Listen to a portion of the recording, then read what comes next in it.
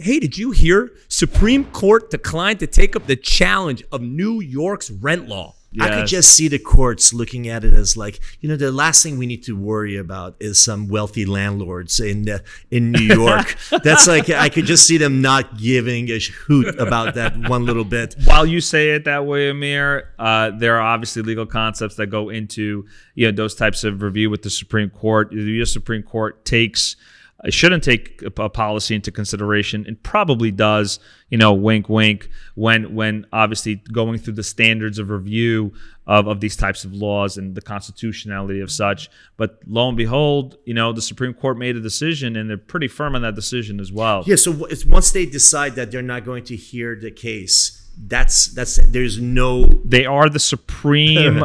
Law of the land, so it is not going to change. For all the people that are listening here today, the U.S. Supreme Court is the last stop, except legislative reprieve. So if you have legislative reprieve, I'd probably be sending not a check to your attorneys any longer for the U.S. Supreme Court, but to your lobbyists. And your lobbyists are going to get a pretty fat check to lobby in your law. But then to get that kind of legislative reprieve, that would require all of Congress to come together on this, not just the New York. That is correct. But getting back just a teeny tiny second on the housing resolution.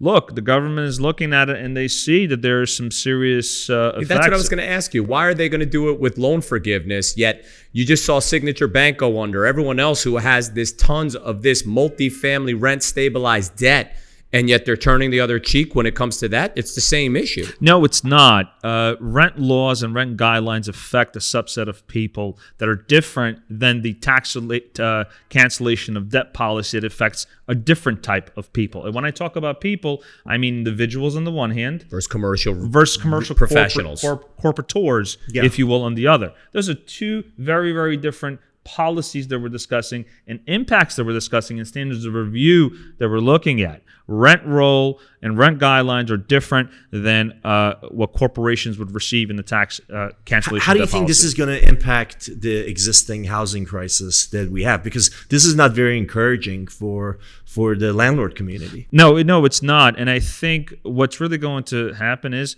hands are going to change. Keys of those hands are going to change, and they're not going to be taxed. And it may not be taxed. I don't want to say will not be taxed if Joe signs and the Senate does pass, along with what we're happening in the political climate. Who knows how it's going to be affected? And what do you think is the next move for the landlord community?